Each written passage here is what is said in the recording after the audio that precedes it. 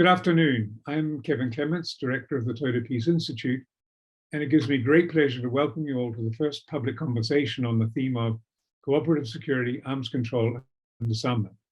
I can think of no one better than Gareth Evans to be our opening speaker in this series. Gareth is probably Australia's foremost policymaker and commentator on foreign policy and international relations. He's combined careers in the law, politics, and advocacy, and has made major contributions to building regional security architecture in Asia, focusing on ways of preventing nuclear war, and establishing guidelines for enhancing multilateral capacity to protect peoples when states are failing and causing suffering. As Foreign Minister of Australia, he was crucial to the development of the Cambodian Peace Plan, the International Chemical Weapons Convention, the APEC Forum, and the ASEAN Regional Forum, and significantly for today's conversation, the Canberra Commission on the Elimination of Nuclear Weapons. There are many other things that I could mention, but this is enough to let you know that we're in the presence of someone who retains his youthful optimism, coupled with a realistic understanding of what is politically possible. Gareth, warm welcome. I'm also joined in this conversation by Professor Ramesh Thakur, Prof Emeritus of ANU, and a former Vice Rector of the UNU. He's widely published in the field of international relations and is Toda's Senior Research Fellow responsible for the Cooperative Security Program. So as an opening question, Gareth, I wonder if we could sort of go back to the 1990s and talk a little bit about the work you did then on cooperative security and the importance of conflict prevention, preventive diplomacy, and all the robust regional orders that we envisaged as guiding processes for states in the UN. Well, thanks very much for that very generous introduction, Kevin, and I'm delighted to join you and Ramesh in this conversation. It's hard now to sort of recreate the sense of confidence and optimism we really had back there in the late 80s, the early 90s. With the end of the Cold War, the breakup of the paralysis, it seemed, in the Security Council and the opportunities that gave for a quite fundamentally more constructive approach to building sustainable peace worldwide. It was in that context, as you say, that I published this little book, Cooperating for Peace, a so-called Blue Book, which I suppose did two main things. One, it built a conceptual argument around the absolute centrality of the notion of cooperative security. And cooperative security, as I articulated it in the book, had essentially three components. One, the classic Olof Palme common security. You build your security, you best guarantee your security with others rather than against them. It also had the element of comprehensive security, that security was about more than just the military dimension. It was multi-dimensional, had a human security or individual dimension, which it was important to cultivate. And also the third element was a little bit of an element of the traditional collective security notion, that when security threats did arise that seemed unable to be met by any other means, then the capacity for group response and group military response had to be part of the enterprise. What we then did in the book was really building on Boutros Ghali's agenda for peace, tried to develop in much more operational detail a conceptual framework for the delivery of conflict prevention and resolution. And it was essentially a continuum that we described in great detail. Starting with the prevention of the outbreak of conflict through pre-conflict peace building, the institutional developments that were important in creating the environment in which peace, both within countries and across borders, could be sustained, but also emphasizing the concept of preventive diplomacy and preventive deployments, thin blue line military commitments designed to inhibit potential aggression. The second dimension of it was the prevention of the continuation of conflict, if you like, conflict resolution through peacemaking strategies and then peacekeeping strategies to ensure that peace agreements, once reached, could in fact be sustained. A very underdeveloped concept at that stage in the UN. In principle, yes, with going back to the early days of Doug Hammarskjöld, but not in practice part of the UN repertoire, and we thought it should be central and articulated that case. But also as part of the prevention of the prevention of the continuation of war, we focused on the need for peace enforcement, as we described it, which is the military response. And I suppose the key contribution there was to begin the task of articulating a set of criteria, both legal criteria and prudential criteria, which should govern the use of force. And that was an important contribution to the debate. Then the last element, I suppose, in the continuum was the prevention of recurrence of conflict, which brought us back to the notion of peace building, but peace building in a post-conflict environment, so that you try to address the underlying causes of conflict, whether they're economic or social or whatever, and really introduce institutional measures to control them. So that was the core dimensions of this book. And of course, it was an environment in which this sort of general approach did meet with quite a lot of early and visible success. Two notable examples, the Cambodian peace plan, which Australia was quite central in formulating and delivering, but which did require and achieved the cooperation, hitherto unprecedented, of the major powers on the Security Council. And also, of course, the first Gulf War. I mean, we don't like talking about military exercises and conflict in that sense, but here was a classic confrontation, a tearing up of the post-1945 rule book about cross-border aggression. Here was a united Security Council response and a very effectively delivered and constrained military response. So not only was this ferment of ideas going on, but there was also quite, in those early days, quite a lot of effective practical implementation of those ideas. Yeah, and in terms of the concrete consequences and so forth, then why do you feel that somehow that momentum has failed to sort of move into the 2000s and beyond? I mean, what's your explanation of the marginalization of these? Yeah, I mean, a lot of things did go wrong. What were they? First of all, missed opportunities. And I think one of the biggest, which we're now seeing some of the fruits of with the Russian invasion of Ukraine, was the failure to embrace Russia, the Russian Federation, within the larger European security system. The problem, as I've always seen it, was not so much that NATO was expanded up to Russia's borders. The problem was that NATO expansion stopped there. There was a failure to conceptualize the possibility of Russia actually being part of NATO.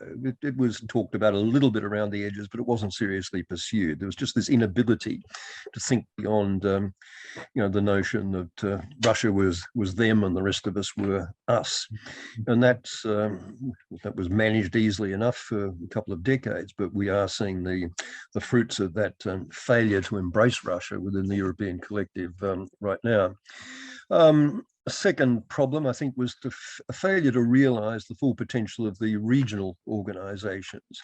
That had been one of the big themes of the Blue Book, Cooperating for Peace, and a lot of the discussion in the 90s and the development of regional security architecture, dialogue, forums, organizations. In the Asia Pacific area, for example, we had the ASEAN Regional Forum,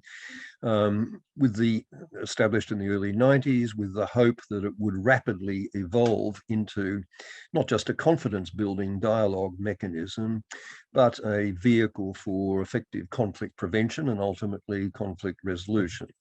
But such did not prove to be the case. It just lost momentum, and it's still to this day fumbling around in the confidence building space without having done anything more substantial in the South China Sea or anywhere else. I think another thing that went wrong in the 1990s was a failure to respond effectively to mass atrocity crimes. We can all remember the conflict in the Balkans, the horrors of Rwanda, of course, in 1994, 800,000 people being butchered within the space of just a couple of months, and the reaction from the international community being impossibly limp. We had the Srebrenica affair, 8,000 men and boys being taken out and massacred by Serbian military forces while the UN just stood by impotently. All of this was partly redressed by the Responsibility to Protect movement, with which I was closely associated. We may have something more to say about that, I guess, later on, with the report of the Commission and then the 2005 resolution of the UN General Assembly meeting as the World Summit, in which a new normative approach to this was embraced. But nonetheless, clearly our ability to deal once and for all effectively with mass atrocity crimes has been one of the things that has continued to be a real problem in that post-90s period. There was the catastrophic bypassing of the UN Security Council and any kind of sense of coherence or decency in the Second Gulf War. The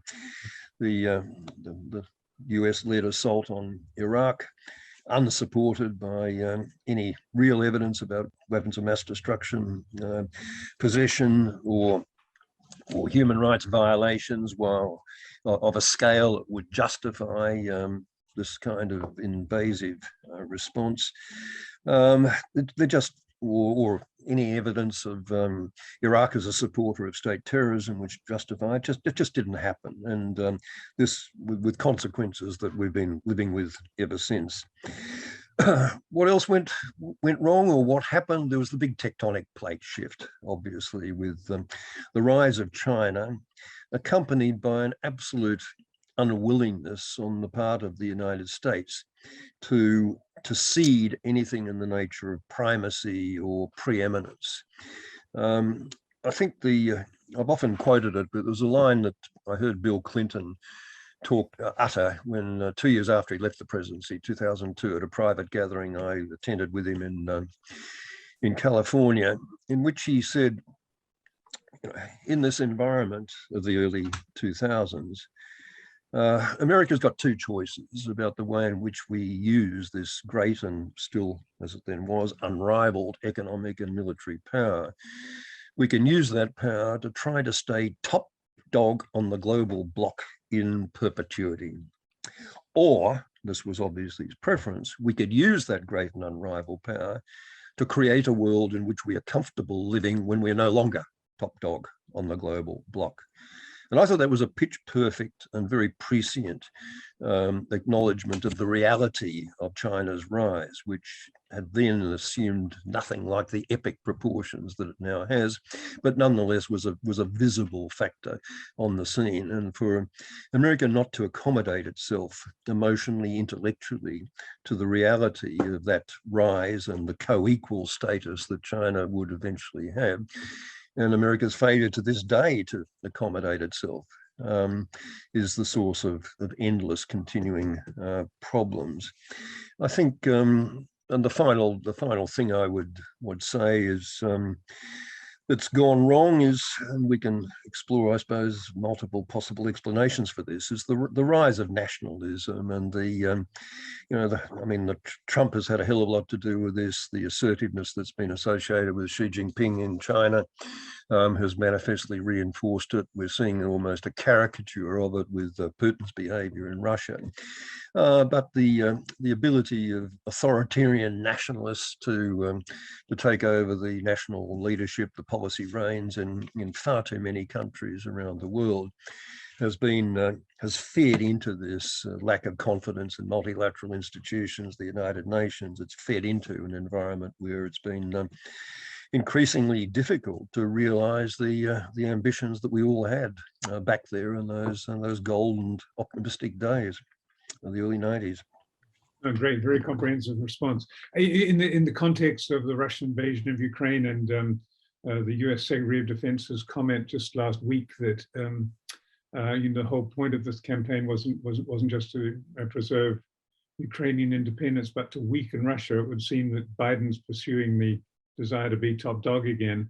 in a very quiet way. In that context, do you think that the cooperative security principles can be resuscitated for the world? I mean, it seems to me that they're just so obvious, but you know, it does seem that we're not only moving in the direction of more nationalism, but you know, NATO is being revived, and the EU's beefing up its own security capacity. So what do you think of the prospects for these cooperative security? Well, it's not impossible, Kevin, but it's obviously going to be very hard. And it's not helped, I have to say, by that kind of posture we're still hearing from the United States and from both sides of the US political spectrum, the unwillingness to embrace serious multilateralism, the unwillingness to vest serious confidence in multilateral institutions that the US itself does not completely control. And therein lies a fundamental problem for the whole concept of cooperative security, for common security. And we're going to continue finding it very difficult. But I think we need to recognize, and there's that old line that the Chinese characters for crisis involve both danger and opportunity. And out of crisis and out of the series of crises that we've been experiencing recently, I think we do see the potential for the opportunity for a resurrected momentum towards multilateral cooperation and a serious attention to these global and regional public goods issues. I mean, the global financial crisis back in 2008 saw the G20 emerge then. It's waned in significance since, as just a major player in developing a cooperative policy response, a sensible policy response to that. The G20 played a blinder in that respect, and there's a message there about what can be done when minds are sufficiently concentrated. I think the Russian invasion of Ukraine should operate as a global wake-up call on the absolute need to reinforce cooperative security principles, cooperative security mechanisms. Now, the pandemic and COVID, obviously another global wake-up call, if only we heed it, on the absolute necessity for these situations, which are beyond the capacity for any one country or small group of countries to manage control. They're genuinely global problems, and they demand cooperative global solutions.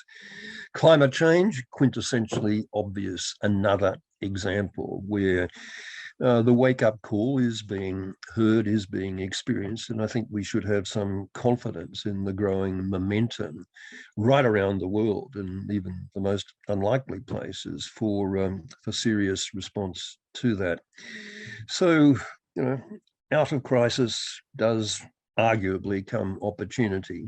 And I just hope that the other great existential risk of our time, nuclear war, will also be seen in the context that you've just described of Russia's threats of nuclear weapons and so on, as demanding a cooperative response too. But so far, that's a bit of a bust. Okay, Ramesh, over to you. Well, that's a perfect segue into the sort of questions that I want to raise. Gareth, let's start with a very broad, open-ended comment from you on how you assess the current state of the nuclear arms control architecture. Because, of course, you've been involved in this issue from so many different angles and for such a long time, starting with your famous visit to Hiroshima that got you interested in this in the first place. So over to you.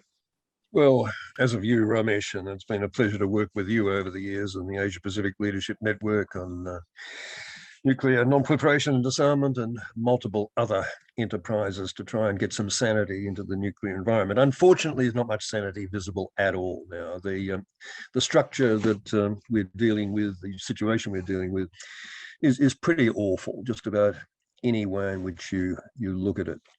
For a start, every one of the nuclear armed states, all 9 of them, are either modernizing or increasing their arsenals or both. We have at the moment still something like 13,000 nuclear weapons in existence around the world. with the destructive power between them of something over 100,000 Hiroshima-sized bombs. We know the numbers. 90% of those nukes are held in United States and Russian hands. China, the next biggest, only 350 or so at the moment, but rapidly increasing its arsenal. France and the United Kingdom with nuclear stockpiles in the 200s, India, Pakistan getting close to 200 each, Israel getting close to 100, although of course not acknowledging that it has anything at all. North Korea maybe only half that at the moment, but with its stockpile increasing. And with very little interest by any of them in downsizing, despite the big changes that were made, the big advances that were made in stockpile reductions by the United States and Russia in the early, post-Cold War years. But you've got this kind of Gordian knot between, Pakistan fearing India, India fearing China, China fearing the United States, and none of them wanting, as a result, to step backwards. You've got the non-proliferation regime limping, obviously continuing to be driven emotionally by a distaste for the absolute unwillingness of any of the weapon states to take seriously their commitment to move towards disarmament under the non-proliferation treaty. You've got the Iran problem still remaining unresolved, with the utter inability of Trump's assault on the JCPOA, the joint proposal, which was agreed and was a major step forward in 2015. The utter inability so far of negotiations to reverse that. You've got proliferation sentiment starting to visibly grow in countries like South Korea, which is really pretty disconcerting.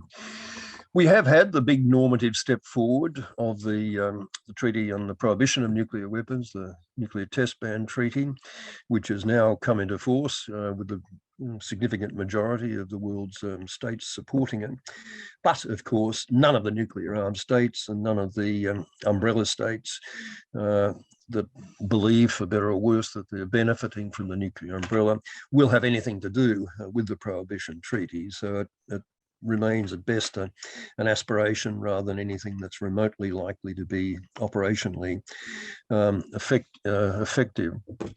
Other key arms control instruments, agreements are either dead now, like the ABM, Ballistic Missiles Treaty, the Open Skies Treaty, the INF, Intermediate Nuclear Forces Treaty, or they're on life support, like New Start. You've got other moves to try to get some sanity back into the system being rejected. And the latest United States Nuclear Posture Review has rejected outright the move towards no first use doctrine, which many of us were pinning our hopes and faith on. Russia has been talking up for quite some time and is doing so again, the possibility of using nuclear weapons, at least at the tactical level. There's increased interest in NATO and other US allies and nuclear sharing arrangements where, nuclear weapons are actually becoming more readily operationally available, with allies actually participating in their delivery. And all of that is unfortunately softening the taboo norm. So when you put all those different threads together, it's a pretty unhappy picture at the moment, and pretty hard to sustain the optimism that you and I have traditionally had about moving forward on that front. It is. I think if you can link this to an earlier comment you made in the part with Kevin, it would be an ironic, in fact, outright perverse consequence if Russia, in part, reacted in the Ukrainian invasion to the eastwards expansion of NATO, that the invasion in turn might trigger emplacement of nuclear weapons even closer to Russia's borders with some of the other allies. Which then takes me to the next question. I mean, you had a very powerful report from your ICNIT, the International Commission on Nuclear Non-Proliferation and Disarmament, entitled Eliminating Nuclear Threats. So where does that agenda stand today? Well, despite the coming into force of the treaty, the nuclear ban treaty, I think we have to acknowledge that there's a diminished and perhaps diminishing worldwide constituency for actual elimination. The love affair with nuclear deterrence, the utility of deterrence, has been clearly reinforced by Russia's actions. It's also been reinforced by the China build-up of its arsenal and the manifest move away from a minimal deterrence posture that China has traditionally adopted. Developments in North Korea, as we've already said. We are also seeing an articulation, a renewed articulation of that old line that Libya would never have, been invaded or suffered regime change if it had kept its nukes, that Ukraine would be safer if it had nuclear weapons. But I think those are terribly misconceived positions, in the sense that weapons that are essentially unusable, and they're certainly unusable by smaller states because of the consequences of doing so, the suicidal consequences of doing so. Weapons which are unusable are not really, when you think about it, very effective deterrence. They might be psychologically or politically comforting, but militarily, their utility is of extremely questionable status. There has also been, I think, a general failure to appreciate the force of that mantra that was first articulated in the Canberra Commission that Australia initiated back in '96, and also very much in the Japan-Australia Commission that you mentioned, ICNND, the International Commission on Nuclear Non-Proliferation Disarmament, that I co-chaired with the former Japanese Foreign Minister Yoriko Kawaguchi, and in which you, Ramesh, played a very important role in our report. And that mantra, of course, was one that's really worth recalling and continuing to emphasize. It goes like this: so long as any state has nuclear weapons, others will want them. So long as any state retains nuclear weapons, they're bound one day to be used. If not deliberately, aggressively, then by accident, miscalculation, human error, system error, human idiocy. And thirdly, any such use is bound to be catastrophic for life on this planet as we know it. It's very, very important that that message continues to be reiterated, because it seems to have lost its traction in recent times. It's critically important to bring not just non-proliferation, with which so many countries are comfortable, back onto the serious agenda. Elimination has to be brought back onto the agenda, but it has to be brought back realistically.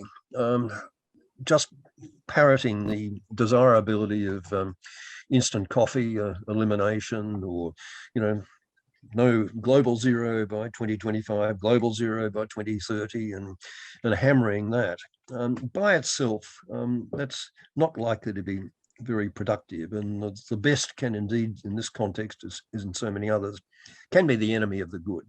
I think what you have to do is recognize the reality that elimination in the present environment is a long, long way away, and that the best we can hope for is a progressive move toward that, with a minimization agenda in the first instance, rather than an elimination agenda.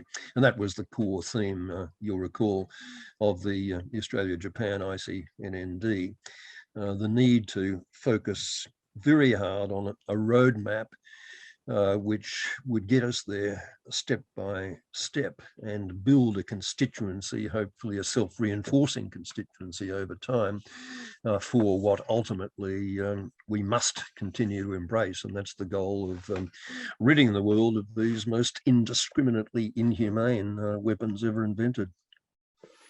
Thanks, Gareth. I think we've covered most of what I wanted to raise next, but I want to nonetheless raise it in a more direct fashion. And I'm going to convert it into a two-part question. You mentioned that the right is not the right environment. It's more than 50 years since the NPT came into force. Article 6, of course, famously commits the 5 nuclear weapon states to pursue nuclear disarmament in good faith. And then we had the World Court's advisory opinion in 96 or 97, whatever it was, that strengthened that obligation that they need to pursue and bring to a conclusion. They've always argued, yes, we are committed to it eventually, but now is not the right time. And many of us on the other side, including yourself, have argued, well, no time is going to be ideal time, but we do need to begin taking concrete steps. Otherwise, there's a finite but real risk of these weapons being used, if not by design, then inadvertently along the lines of the Canberra Commission three-part conclusion that you read out. And what we see in Ukraine today is exactly that. The fact that we didn't address this seriously enough and aggressively enough means that when a serious geopolitical crisis arises, it becomes part of the normalized new discourse, the reality of nuclear weapons. And that raises two questions. One, most of which we addressed, but you'll have got the column from our mutual friend Chung In-moon overnight, where he's pointing out that this has raised the debate in South Korea again, and we know it's raised it other places. And we need to answer that very forcefully, that in fact, it doesn't prove the utility. And in relation to that, the second part, which is what we have seen, I think, is on the one hand, yes, the Russian regime has warned off further NATO involvement by reminding everyone of the nuclear weapons. Yet, in fact, NATO and particularly the United States have gone quite far in the material assistance to Ukraine, including the report in the New York Times yesterday, which I expect you've seen, that US intelligence was useful in identifying commanding generals from the Russian army who've been, I think they said about a dozen have been assassinated. So the lesson for North Korea may not necessarily be all that good, that it is possible to go in for a serious conventional response, reversing the reason during the Cold War between Russia and NATO as to which side had weapons and which side has superior conventional military might. So where does that leave us in terms of the utility and how we argue for the utility or lack thereof in persuading states not to go down that path? Well, you've bundled up an awful lot of issues there, and let's just untangle a couple of them. I think the issue of the utility of weapons is one that's vastly overstated. In the context of North Korea, for example, the notion that that North Korea is seriously buying itself some protection through having this nuclear arsenal is one, I think, that is fundamentally misconceived, because the only protection you buy is from weapons that are actually usable and are likely to be used. And of course, North Korea knows that any aggressive use of its nuclear arsenal will attract an overwhelming response, which it would be utterly incapable of effectively resisting. Through conventional capability alone, the United States, with South Korean support, could reduce North Korea essentially to a car park. And that is an inhibiting thing for North Korea to be contemplating. So any first use by it of nuclear weapons would generate that response. It would be suicidal for the regime. And that similarly would have been the case for Ukraine, even if it had retained not only the physical weapons, but the operational capacity to use them, which in fact it didn't. That was very much in Moscow's hands at the time of the breakup of the Federation. So, I mean, although obviously the existence of nuclear weapons on the other side does concentrate people's minds and does obviously generate a degree of additional caution about engaging in military adventurism of any kind, it's very hard to argue that it's that the possession of nuclear weapons is actually decisive as a deterrent. It didn't stop all sorts of military exchanges occurring, as you well know, between India and Pakistan, the presence of nuclear weapons on both sides. It didn't stop Kargil and various other things of that kind. Weapons, again, just repeat, weapons that are basically not usable, that everybody knows are not usable because of the retaliatory consequences that you will generate, because of the blowback of the radioactivity and so on that you can generate in closely proximate countries that might be minded to use nuclear weapons against each other.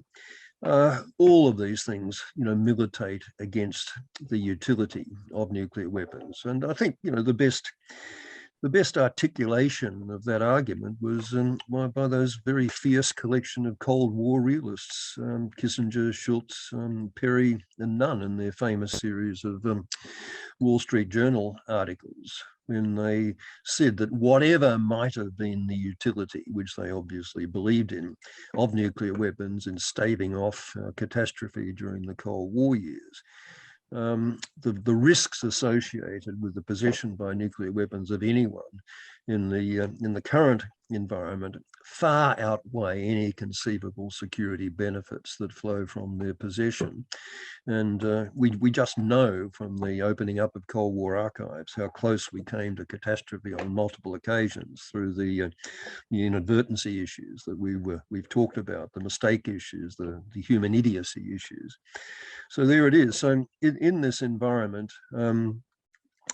obviously, if we had been more effective in getting towards an elimination path, there would be less incentive for Russia to be brandishing its nuclear weapons as a threat. There would be less credibility about that than there perhaps still is at the moment. But I don't think there's very much credibility about the potential Russian use of nuclear weapons at the moment. I think it is braggadocio of the first order.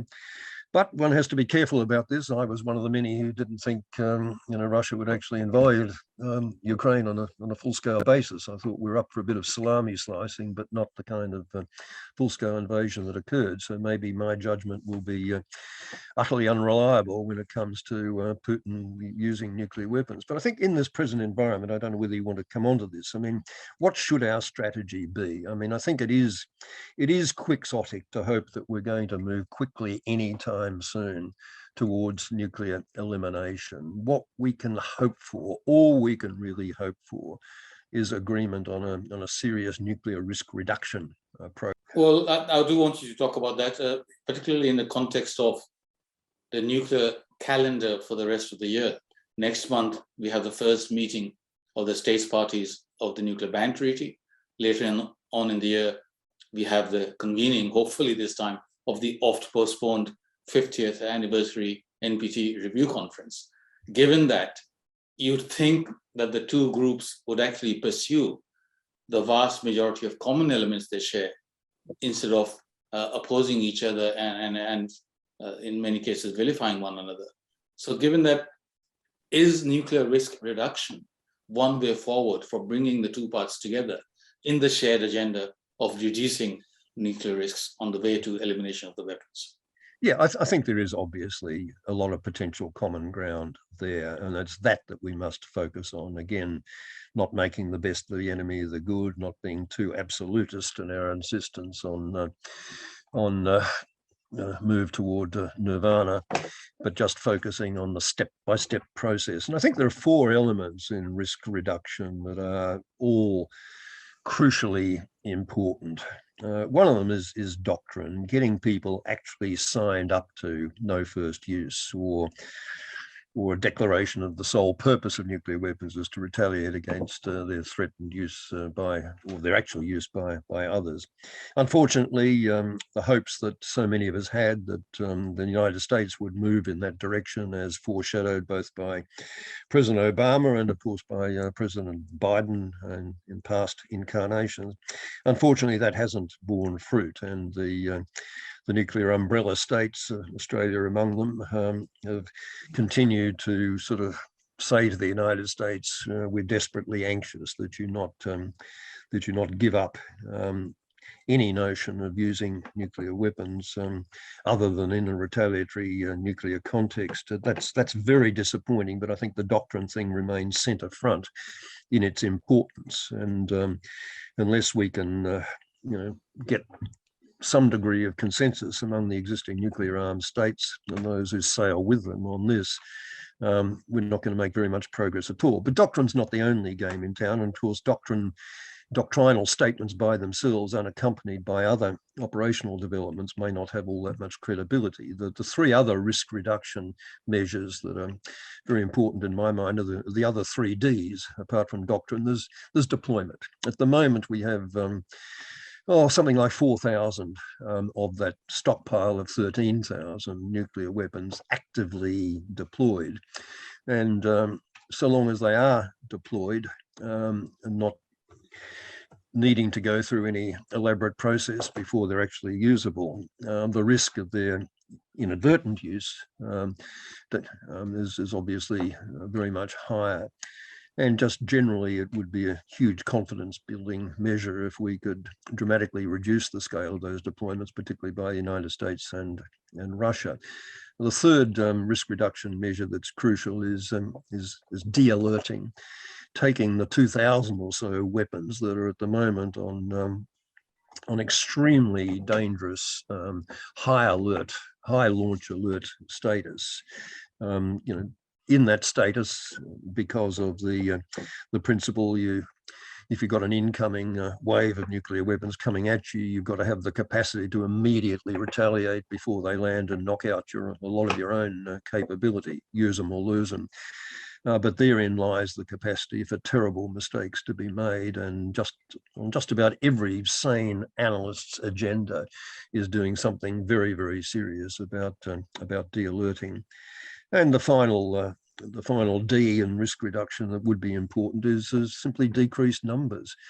That's not happening at the moment, and it won't happen so far as the other nuclear armed states are concerned, unless there's further dramatic deterioration in numbers by the United States and Russia. But the reality is that effective nuclear deterrence, if you accept the theory of nuclear deterrence, does not demand nuclear weapons on the scale they presently exist and the numbers they presently exist.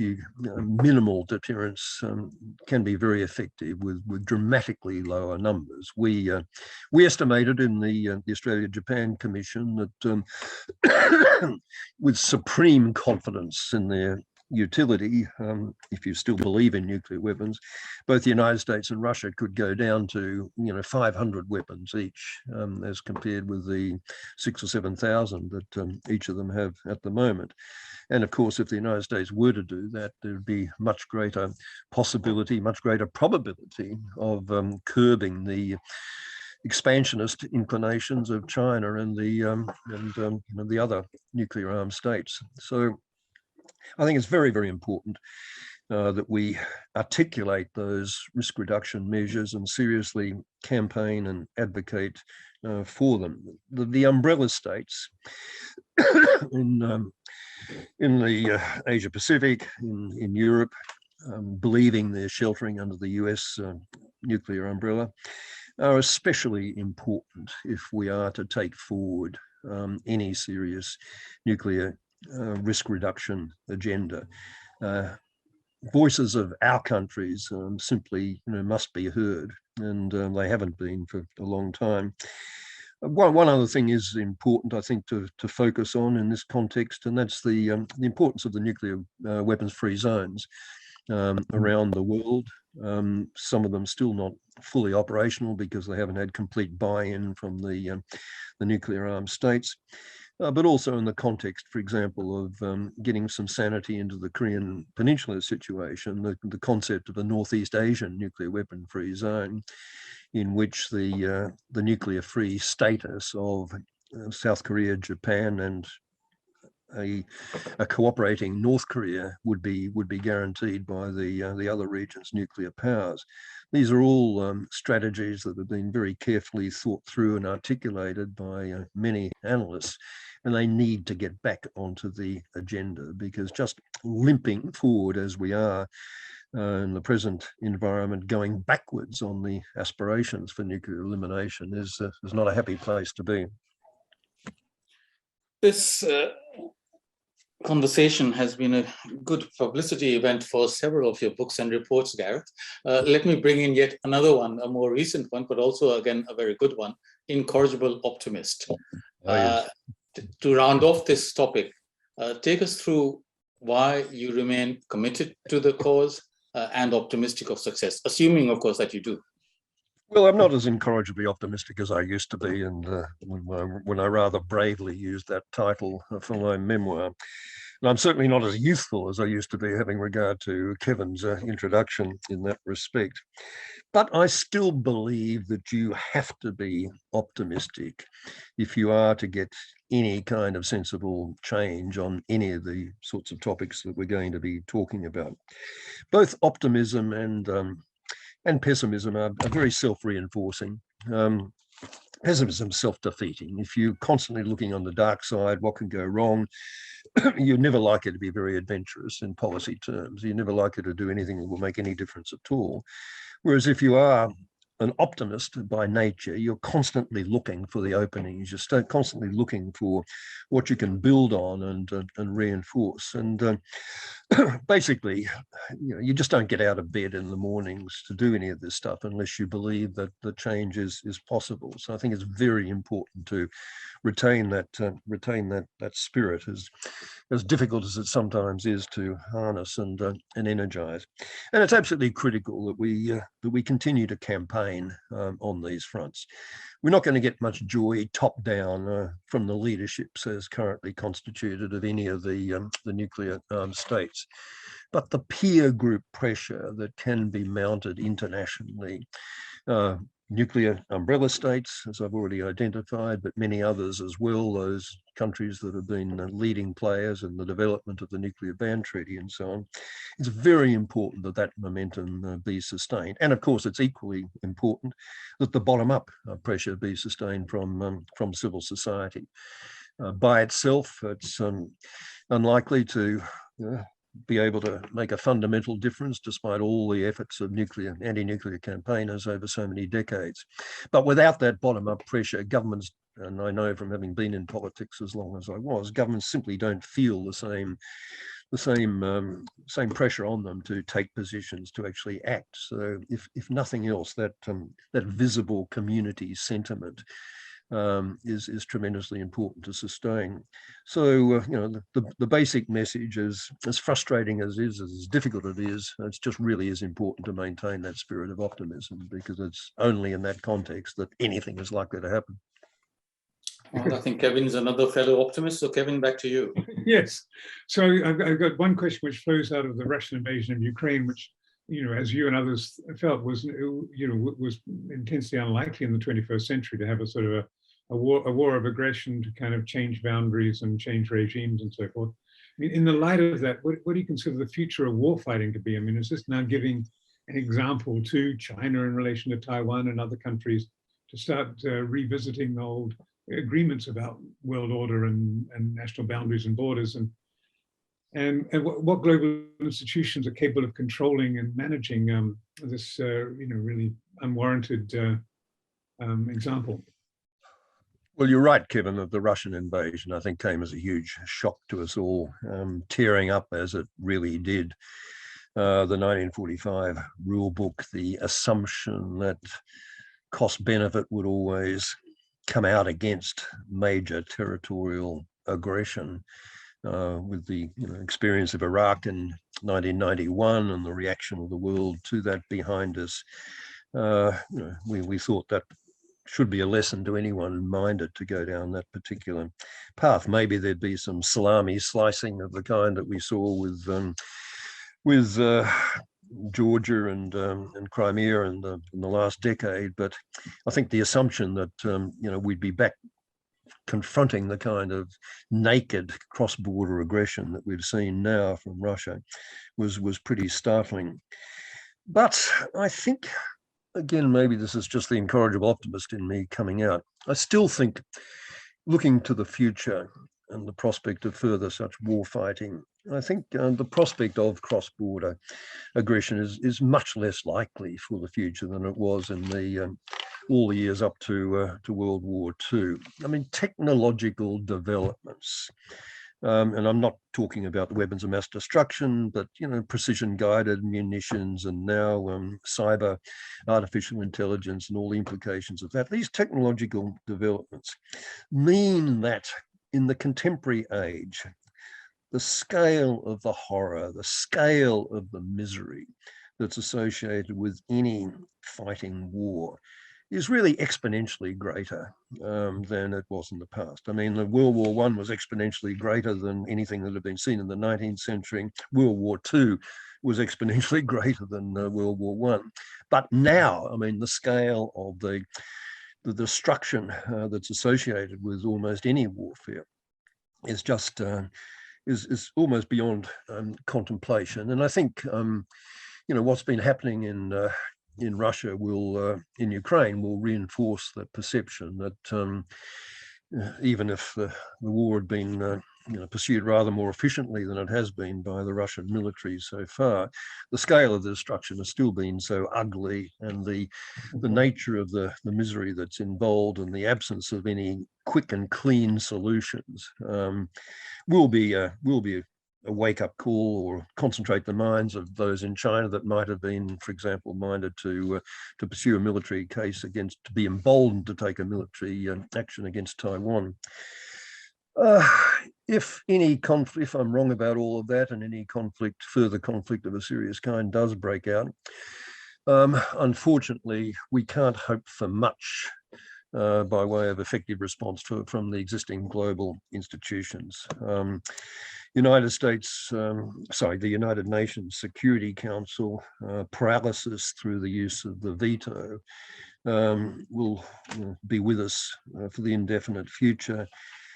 Secretary Generals, good officers, function as only as effective as the personality of the incumbent, as we've seen with the rather limp response of the present incumbent to the current situation. The General Assembly of the United Nations may be an effective normative force when it comes close to unanimity in its responses to these cases, but it's clearly not operationally capable of delivering anything. The more important institutional responses in future, as now, will be coming from regional organizations. From NATO, obviously, from the European Union, which is getting its act together in collective military defence terms. We've seen some of this with the AUKUS in West Africa, for example, regional organisations being very often quite effective responders to the disposition to engage in unconscionable military aggression. And other mechanisms, of course, like highly targeted and effective economic or financial sanctions, are also going to be part of the response. I think also minilateral or plurilateral security cooperation is going to continue to be an important element in dealing with and preventing war fighting occurring in future. I know there's quite a lot of skepticism or outright hostility towards the Quad, for example, the cooperative security, short of an alliance, but nonetheless a cooperative security gathering up of the combined resource of the United States, Japan, India, and Australia, maybe to become the Quint with Korean participation at some reasonably early stage. I think that might have more preventive utility than the critics sometimes acknowledge, and we might see more of this in the future. But the bottom line is that I think most political leaders have just internalized at last, and maybe the Russian experience will reinforce this, that war is just not the answer to nationalist aspirations and any dimension of national interest, whether it's in security terms or whether it's in economic terms. It's just not an answer, because the costs are invariably going to outweigh the benefits in the current environment. That's perhaps too positive, too optimistic a take on all of this, but it's all I can offer to keep myself. You've answered a few more of my current questions. This is a sort of slightly provocative, but goes back to Australia. I mean, do you think that AUKUS and the agreement to develop nuclear submarines is stabilizing or destabilizing in the context of big power transitions in Asia? Well, in an Australian context, I think you have to acknowledge that we've got a gigantic coastline to defend, that we were put at risk even in World War II technology times by Japanese submarines shelling Sydney and Newcastle, as well as bombing Darwin, and any country has to develop serious capability. Surface ships seem to have had their days as effective military units, almost as much as the tanks have, in this context.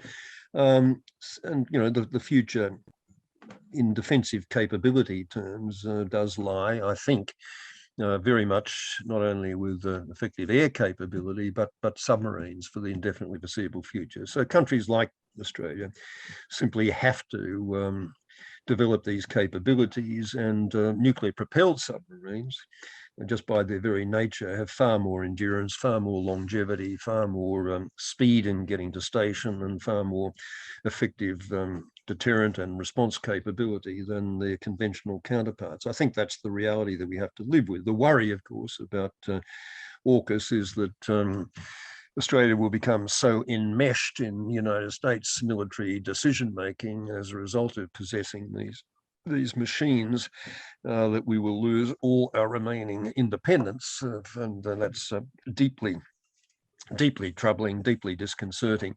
But it's a more complex and delicate equation than people sometimes give credit for. And I mean, I'm a bit torn in my response to it. I don't like the notion of recreating our dependence on the Anglosphere. I think our future continues to be with our geography rather than our history, and in Asia, and it's far more important really in the longer run for us to develop highly credible and effective relationships with the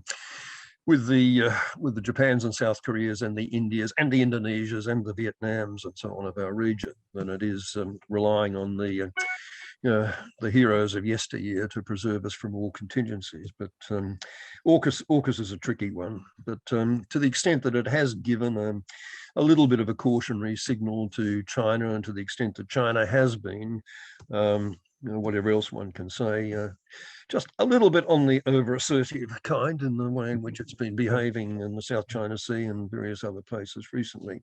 I think just giving it that little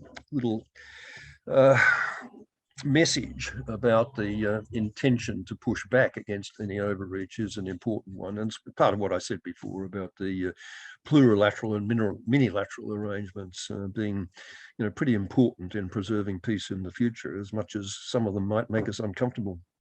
Can I just add a footnote to that, Kevin? I think given the very long timeline for the acquisition of these nuclear propelled submarines, that's actually an incredibly optimistic take on how long crises and conflicts will take to develop in this region. Well, fair comment. And what we do in the meantime is, it's a very complex issue, and it's not been an impressive story in terms. I mean, every country has to develop military capability in the light of others' capability, not their current or presumed intent. And every one of these defence decisions involves incredibly long lead times and taking positions that might not seem to be warranted by the current environment. But you just got to keep our fingers crossed that things will hold together until we do have some capacity to defend ourselves, which we manifestly don't at the moment. Gareth, we're at the end of our hour here, and I'd just like to thank you very much for once again demonstrating your formidable intellect, your grasp of a whole set of kind of interlinked and kind of challenging problems, for putting all of your answers into the context of the big sort of tectonic plates that are moving right now in terms of climate change and the pandemic and everything else that's happening. And once again, you've demonstrated, why you were such a successful foreign minister, and why in your post-foreign minister role, you continued to kind of create a sort of a sane voice in the context of a lot of kind of craziness. So thank you for that, and thank you for your optimism, and thank you for your youthful enthusiasm, which still continues to bubble away, and all power to you for the future.